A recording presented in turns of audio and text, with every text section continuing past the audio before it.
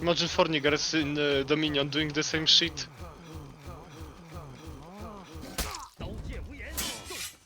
Okay, time for me to go dog.